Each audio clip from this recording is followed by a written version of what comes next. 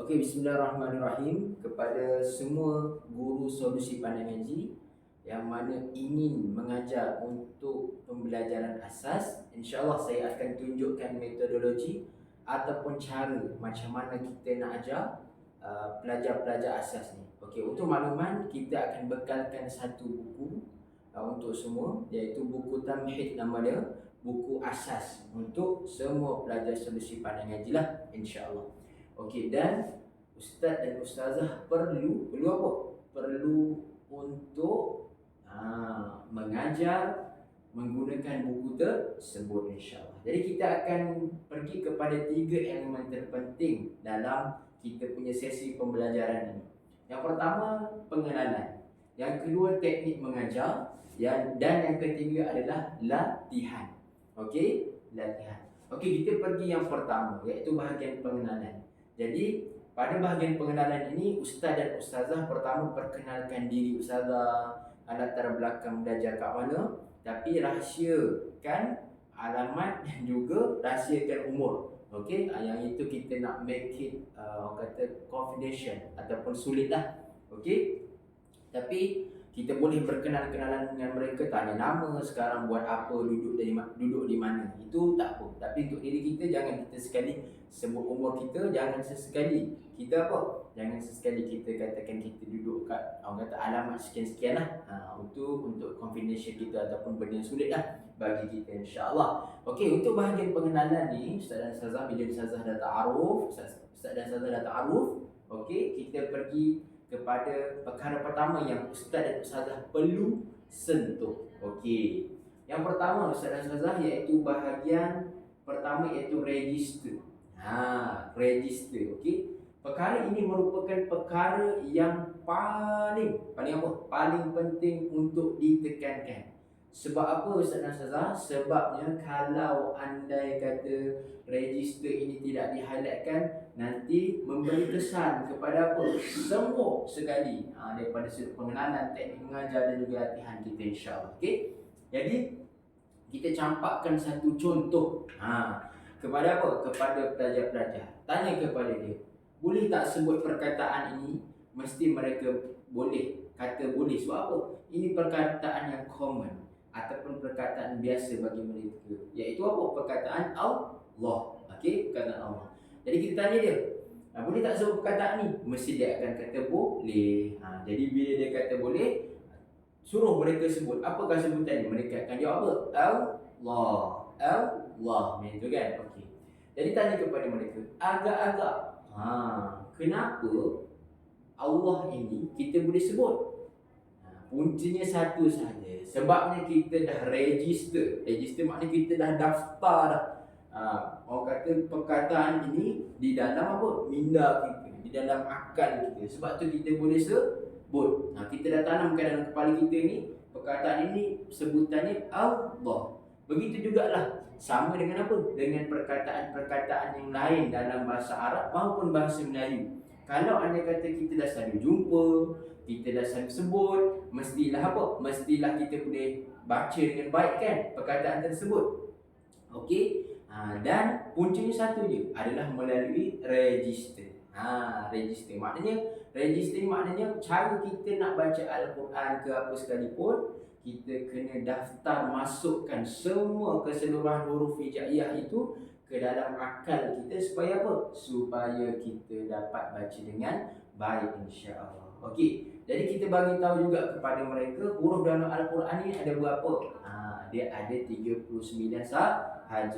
39 ini tidak termasuk apa? Tak termasuk lam alif. Lam alif tak termasuk. Jadi kita ajaklah mereka bersama-sama mengira alif ba sampai habis, tapi lam alif tidak dikira sebab lam alif merupakan gabungan di antara huruf lam dan juga huruf alif. Okey. Dan baris dalam Al-Quran ada berapa? Baris dalam Al-Quran dia ada 1 2 3 4 5 6 7 8 9 10 11 12 13 14 15. Lebih kurang macam itulah. Tapi kita cakap dia yang paling asas baris dalam Al-Quran ada berapa?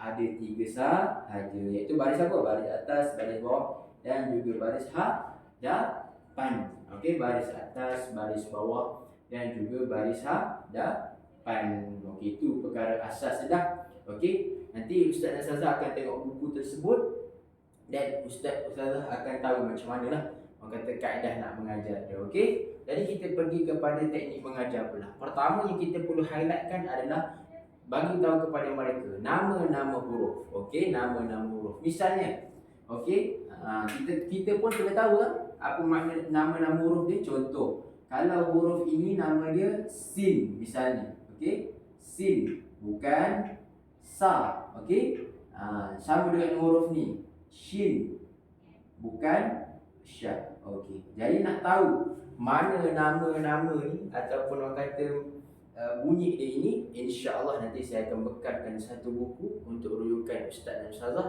macam mana kita nak tahu nama huruf-huruf ni. Okey, jadi kita perkenalkan nama dulu. Kemudian kita kenalkan bentuk. Contoh kalau huruf sin dekat hadapan kalimah dia macam mana? Kalau dekat dekat pertengahan kalimah macam mana? Dekat pertengahan kalimah. Dan kalau dekat akhir kalimah macam mana? Jadi kita kena tunjuk contoh. Ini antara contoh dia lah. Okey. Contoh lagi sinonim pula. Jadi huruf sin ni huruf apa yang sinonim dengan abjad bahasa Melayu? Iaitu huruf S misalnya. Tapi tidak semua huruf yang ada sinonim. Contohnya huruf yang tidak sinonim antaranya huruf kha, huruf qaf. Itu antara huruf yang tak ada sinonimnya kebanyakan ya. Tapi ustaz dan ustazah, huruf sinonimnya antara huruf sin. Jadi pun mungkin kalau tak nak di-highlightkan tak apalah, tapi ini sedikit sebanyak membantu kita punya kaedah pengajaran insya-Allah. Kemudian kita pergi kepada bunyi. Okey, bunyi. Jadi ustaz dan ustazah perlu tahulah. Okey, bunyi contoh sin baris atas jadi bunyi apa? Sa misalnya. Sin baris bawah bunyi dia apa? Si. Sin baris depan bunyi dia su. Okey? Macam itulah bunyi dia. Jadi sampailah nanti kepada huruf ataupun bacaan lin. Okey, bacaan lin ni contohnya ustaz dan ustazah dekat sini. Sin baris atas bertemu dengan huruf ya misalnya, ataupun sin baris atas bertemu dengan huruf waw. Jadi huruf lin ini dia berlaku hanya ketika waqaf saja, iaitu perlu baca panjang ketika waqaf. Contoh kita boleh ambil dalam surah apa? Surah Quraisy. Contoh perkataan khawf. Macam tu. Khawf misalnya. Okey, kalau kita sambung dia jadi khawfun sahaja. Kalau kita sambung. Tapi kalau kita nak berhenti waqaf dia jadi khawf. Jadi kat sini dia jadi saw. Kalau dia baca dengan lin lah. Okey, yang ini pun semua ada dalam buku yang akan diberikan insya-Allah. Okey. Kemudian kita pergi kepada kaedah latihan macam mana. Okey, pertama kita kena bagi tahu kepada pelajar-pelajar ni untuk mereka apa? Tusunya apa? Tulis, sebut dan juga ulang. Okey? Tulis, sebut dan juga ulang. Jadi contoh kita sekarang ni tengah ajar huruf sin.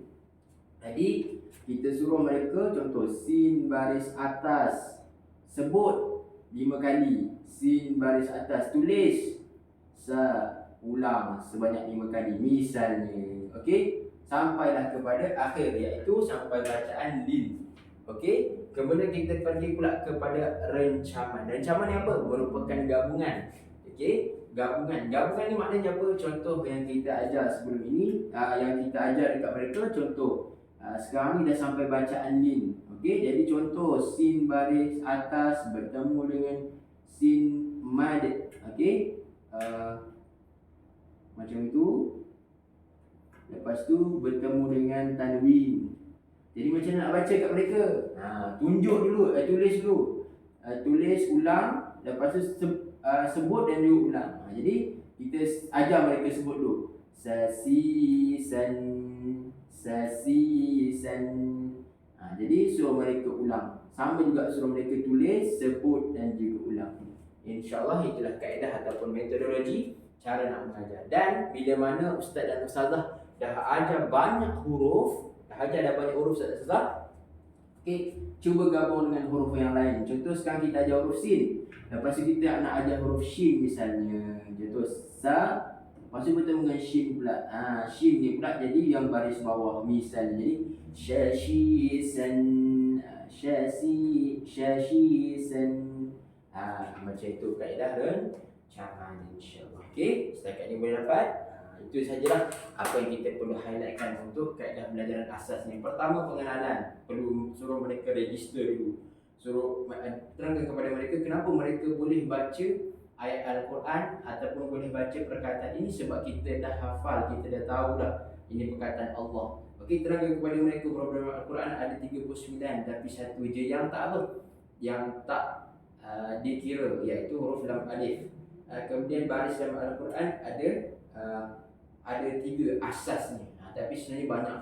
Sebenarnya banyaklah, iaitu kalau contoh kita baris panjang dan sebagainya, tapi asasnya ada 3 sahaja. Daripada situ akan berkembang kepada baris yang lain dan ada ditunjukkan di dalam buku tersebut. Okey, dan teknik mengajar dia, kenalkan nama dulu, bentuk, kemudian sinonim dia apa dengan abjad bahasa Melayu, kemudian bunyi dia macam mana. Contoh sin baris atas bunyi apa, sin baris bawah bunyi apa, sin baris depan bunyi apa.